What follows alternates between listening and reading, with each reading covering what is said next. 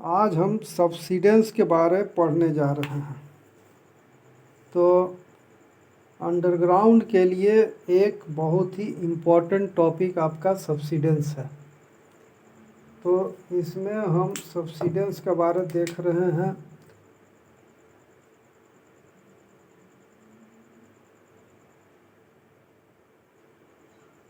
तो सब्सिडेंस का मतलब होता है कि अंडरग्राउंड वर्किंग के रिस्पेक्ट में जब हम सेकेंड डेवलपमेंट यानी कि डिप्लेयरिंग वर्क चलाते हैं तो ज़मीन मेरा फॉल करता है। तो सब्सिडेंस को हम समझने के लिए विदाउट सब्सिडेंस समझेंगे। ये मेरा इंक्लाइन हो गया,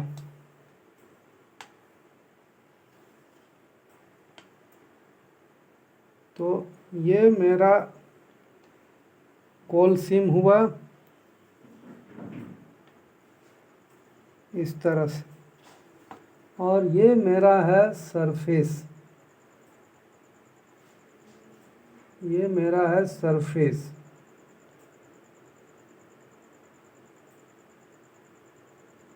ये सरफेस है,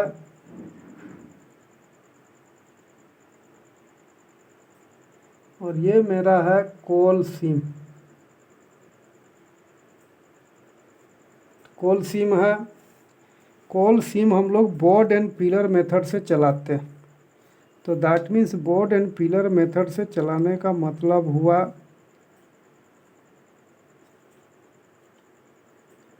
इसको हम पहले भी चर्चा कर चुके हैं। इसका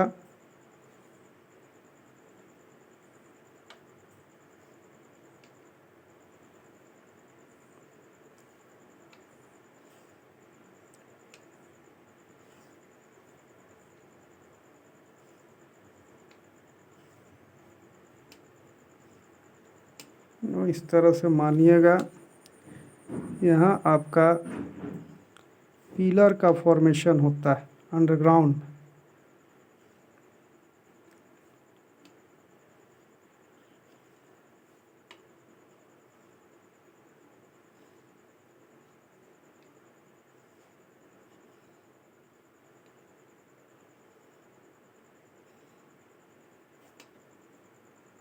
ये मेरा पिलर है इस तरह से। तो ये मेरा कोलसिम का पिलर बना हुआ है इस तरह से मान के चलिए, और ये पिलर का कुछ ना कुछ हाइट होता है। तो इसमें मेरा ये जो है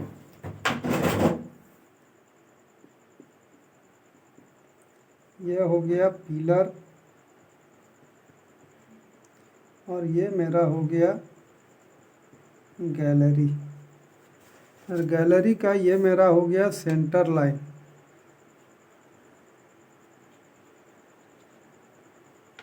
इस तरह से ये मेरा सेंटर लाइन बनता है।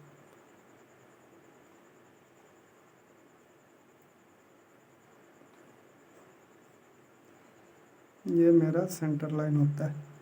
तो ये चारों ओर चलता है, इस तरह से भी चलेगा, इधर पिलर का फॉर्मेशन होगा तो, और इधर से भी चलेगा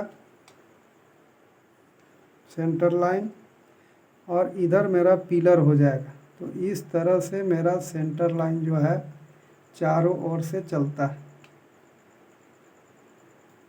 गौर से देखिएगा तो इसमें क्लियर आपका सब्सिडेंस वर्क जो है वो समझ में आ जाएगा। ड्राइंग पर ही डिपेंड करता है। तो ये सेंटर लाइन, तो इसमें हो गया ये गैलरी हुआ, ये मेरा सेंटर लाइन, इसी के रिस्पेक्ट में हम पिलर को डेवलप करते हैं। तो ये हो गया मेरा सेंटर लाइन।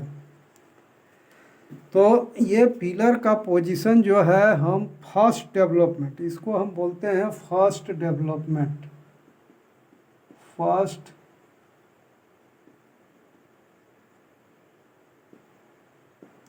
तो फर्स्ट डेवलपमेंट में ये हम क्या करते हैं, पिलर बनाते हैं।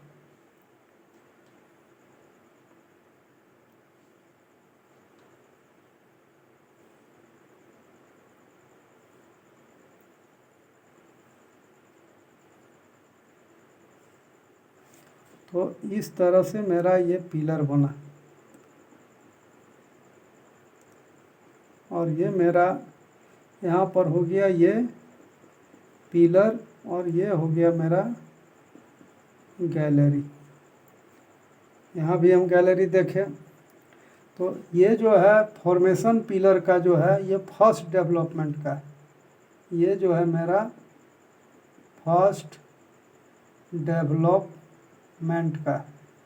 और कोल सीम के ऊपर जो भी होता है इसको हम कवर कहते हैं, ओपन कास्ट में इसको वो भी कहा जाता है, इसको हम कवर कहते हैं। तो ये मेरा हो गया कवर। अब ये क्या करता है कि ये हम लोग इस आधार पर रखते हैं कि ये जो है पिलर मेरा सपोर्ट का काम करता है, टू प्रोटेक्ट द कवर। तो यहाँ पर हो गया कि पिलर सपोर्ट टू कवर, ये कवर को सपोर्ट करता है। अब मेरा हो गया कि ये पिलर को सपोर्ट करता है। जब ये डेवलपमेंट इंटायर माइंस में हो जाता है तो इसमें हम जाके फिर सेकेंड डेवलपमेंट करते हैं, और सेकेंड डेवलपमेंट करते हैं तो ये तो हम फर्स्ट डेवलपमेंट देखें, अब हम जो है यहाँ पर सेकेंड डेवलपमेंट को देख रहे हैं। अब सेकेंड डेवलपमेंट यानी कि डिप्लेयरिंग ऑपरेशन इसको कहा जाता है। अब इसमें हम सेकेंड डेवलपमेंट को देख रहे हैं, सेकेंड डेवलपमेंट। अब सेकेंड डेवलपमेंट में क्या होता है कि ये पिलर को इस तरह से स्प्लिट कर दिया जाता है, माने 4 भाग में 6 भाग में इस तरह से हम लोग इसको स्प्लिट कर देते हैं इस तरह से। और इसको जब स्प्लिट कर देते हैं इस तरह से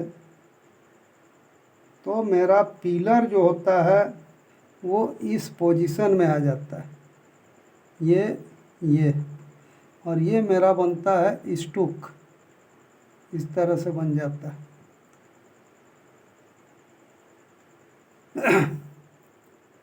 तो इस तरह से मेरा जो है पिलर जो है चेंज कर जाता है, और ये छोटा छोटा पार्ट में बढ़ जाता है, 6 पार्ट में 9 पार्ट में, इस तरह से जितना इस तरह से हम लोग डिवाइड करेंगे इसको। तो इस तरह से ये मेरा यहाँ पर होगा इस तरह से, और इस तरह से बनेगा, इंटायर पिलर बन जाएगा ये इस तरह से।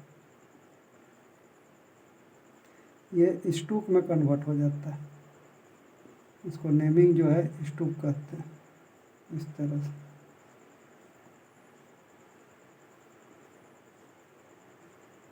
इस तरह से तो यहाँ पर फिर अगेन जो है इसका सेंटर लाइन फॉर्म होता है। अब यहाँ पर जब हम इस तरह से इसको काट दिए, स्टूक बना दिए, इसको हम क्या कहेंगे, स्टूक, है ना, इसको हम स्टूक कहेंगे। और ये हो गया सेकेंड डेवलपमेंट, या इसको डिप्लेयरिंग ऑपरेशन कहा जाता है। तो इसको डिप्लेयरिंग, तो अब यहाँ पर देखिए ये पिलर भी यहाँ कट गया इस तरह से, पिलर भी यहाँ पर कट गया 3 या 4 भाग। अब पिलर क्या हो गया, इस रूप में हमारा आ गया, माने एक पिलर 3 या 4 पार्ट में इस तरह से बंट गया। अब ये पिलर जो है मेरा यहाँ पर वीक हो जाता है इस तरह से, पिलर जो है मेरा अब वीक हो गया यहाँ पर। अब यहाँ पर जो बटन था ऊपर में सपोर्ट था वो धीरे धीरे बैठने के कगार पर मेरा पहुँच जाता है इस तरह से। ये स्प्लिटिंग हो गया हमारा इस तरह से।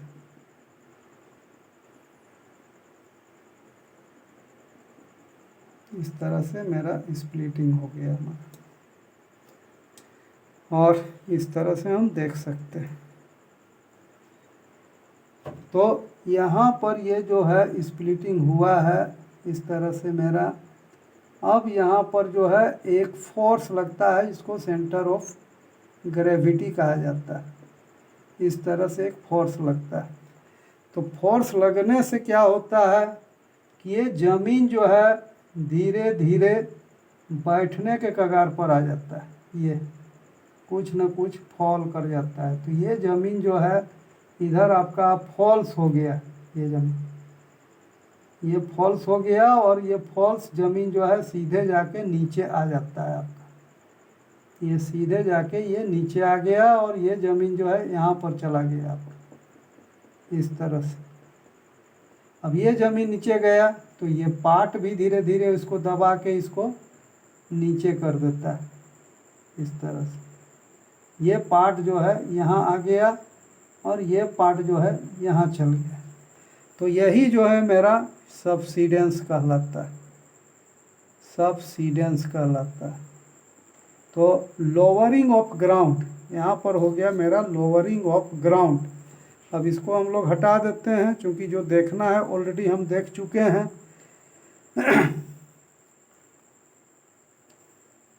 अब हम सबसिडेंस को यहाँ से हम समझ सकते हैं कि व्हाट इज सबसिडेंस क्या है ना। तो इसके आधार पर हम कह सकते हैं कि व्हेन माइन वर्किंग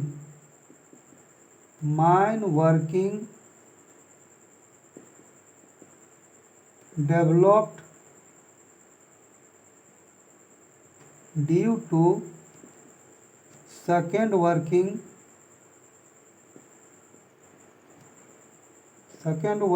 और इसको बोलते हैं deep layering operation.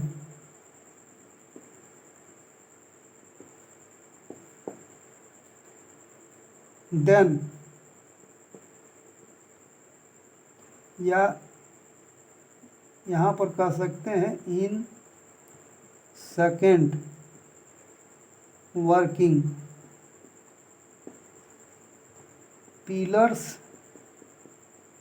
Pillars are स्प्लाइट्स।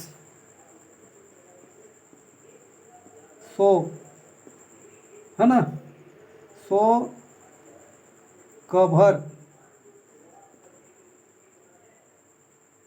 Cover, और इसको हम बोल सकते हैं कवर क्या है, सरफेस है, ऊपर का portion. Surface fall due to force of gravity, force of gravity कारण फॉल करता है। द फॉल ऑफ ग्राउंड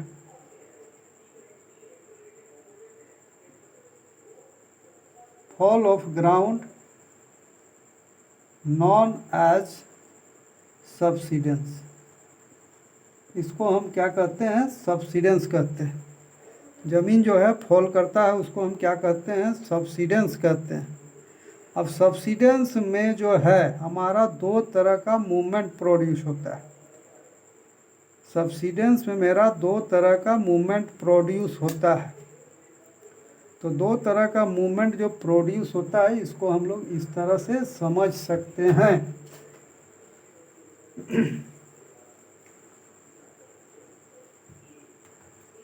इसमें दो तरह का मूवमेंट बनता है जिसको हम लोग इस तरह से समझ सकते हैं।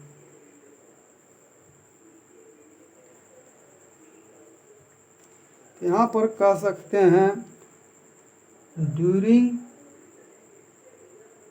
Subsidence,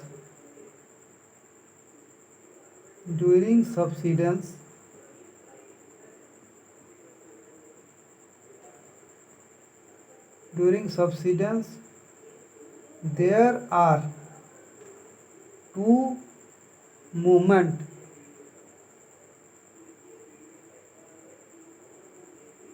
produce in ground। दो मूवमेंट ग्राउंड में प्रोड्यूस होता है। एक होता है हॉरिजेंटल मूवमेंट,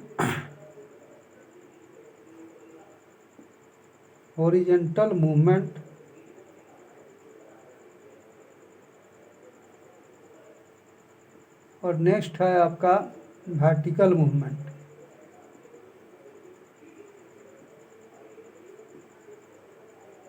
हॉरिजेंटल मूवमेंट जो है इसको ऐसे सब्सिडेंस को रेड कलर से दिखाते हैं। अब जमीन जो है ये हॉरिजेंटल मूवमेंट को देखिए, ये फर्स्ट है हॉरिजेंटल,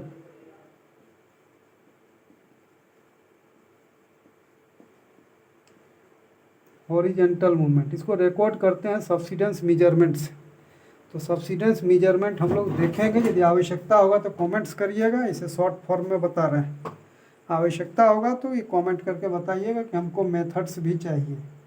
तो हॉरिजेंटल मूवमेंट जो है कि ज़मीन में ग्राउंड जो है फॉल कर रहा है, तो फॉल जो है फॉलिंग एरिया, जो फॉलिंग एरिया रिप्रेजेंट करेगा, ये एक एरिया बताता है कि इस एरिया में जो है सब्सिडेंस हुआ है, रेड कलर से इसको दिखाया जाता है।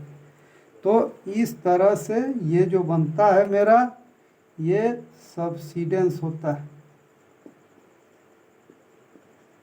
सब्सिडेंस है। सब्सिडेंस का मूवमेंट जो है इस तरह से ये इफेक्टेड है, जो नीचे चला गया है आपका इस तरह से। और ये जो बना एज ऑफ मूवमेंट, ये लास्ट एज ऑफ मूवमेंट, ये जो हो गया last edge of movement, horizontal movement.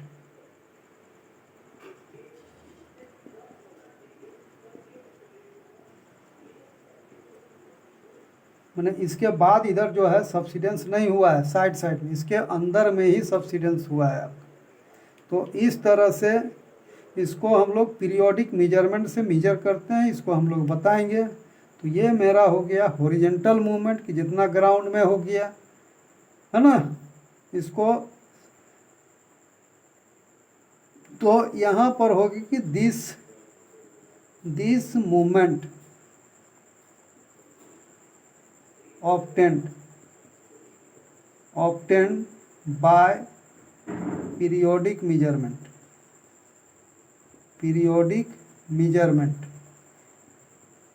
इससे हम लोग ये चीज़ को प्राप्त करते हैं। ये मूवमेंट प्राप्त करने के लिए सारा एरिया में हम लोग कंक्रीट पिलर बनाते हैं, और कंक्रीट पिलर बना के इसका रेगुलर इंटरवल पर हम लेवल उठाते हैं, और लेवल उठाते हुए जैसे जैसे आरएल इसका रिड्यूस करता है यानी कि घटता है, तो जो जो पिलर में हमारा घटा है आरएल, वो मेरा सब्सिडेंस एरिया के दायरे में आएगा।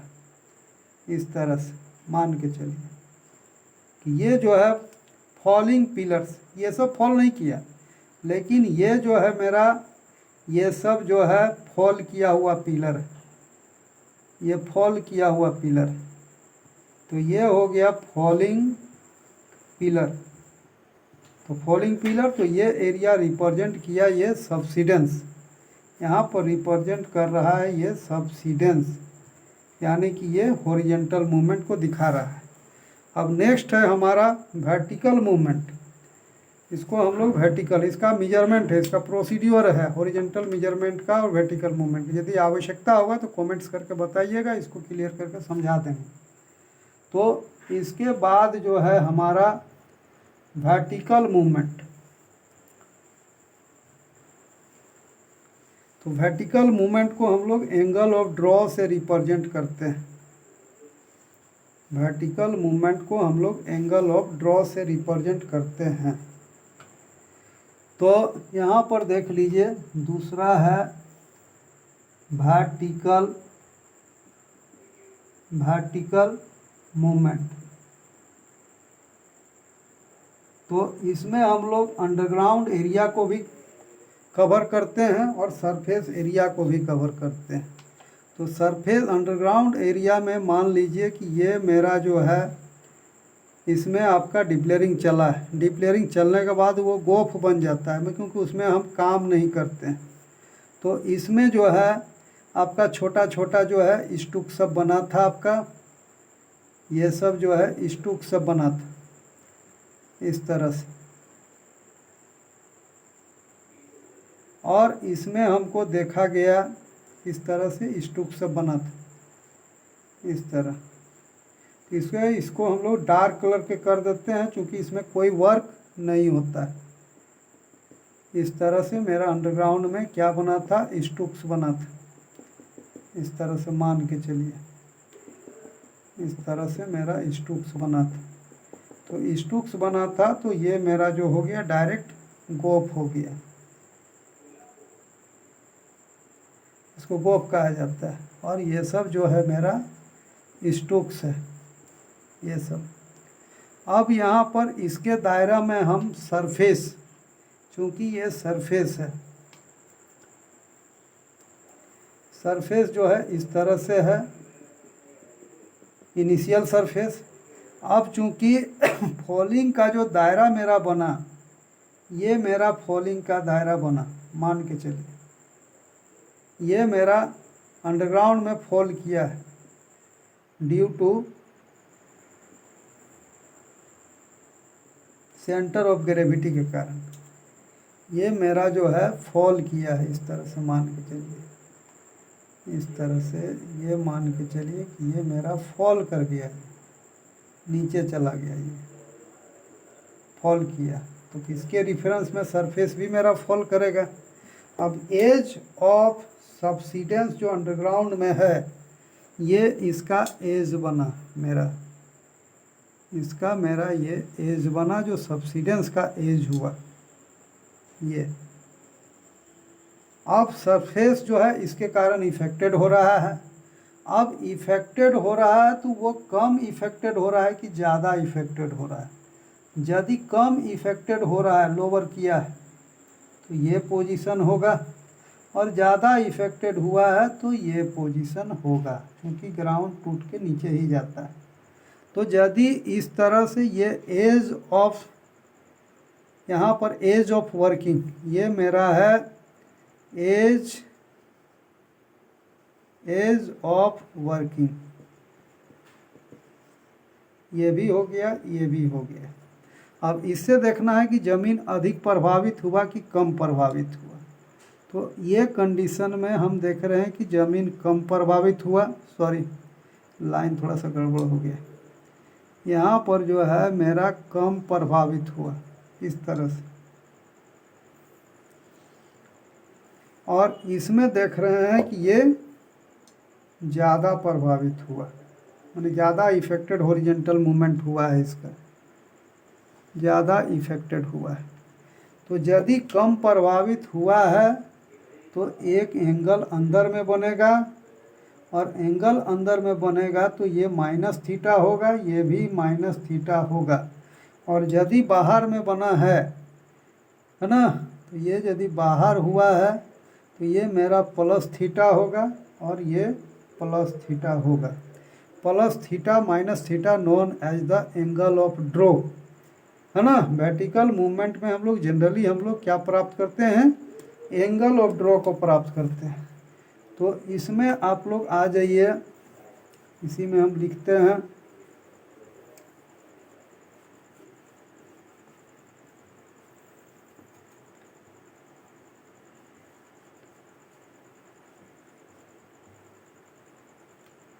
तो हम कह सकते हैं, है ना, ये भी आपका एक फोर्स ऑफ ग्रेविटी के कारण ये जो ग्राउंड नीचे गया है, ये गया अथवा ये गया, बाहर हुआ तो अधिक इफेक्टेड हुआ है या कम इफेक्टेड हुआ है, इस तरह से।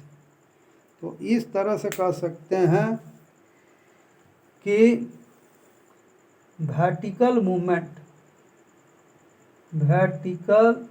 Movement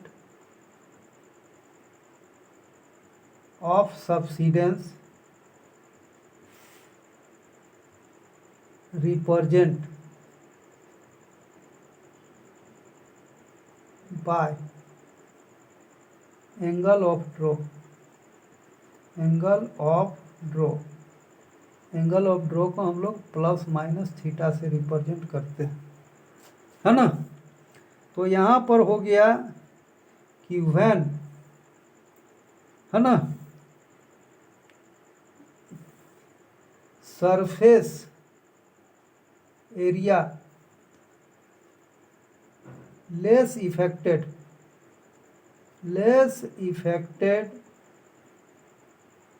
then declaring area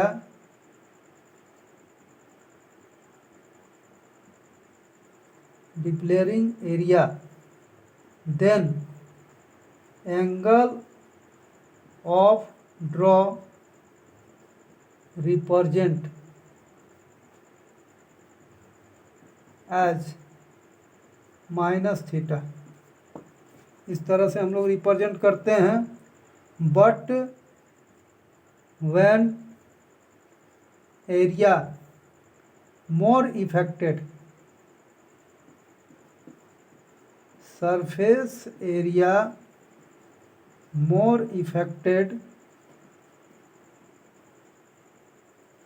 then declaring area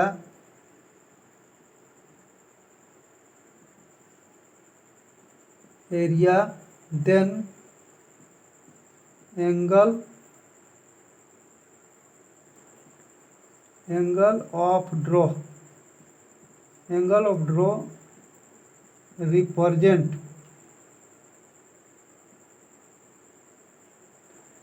as plus theta.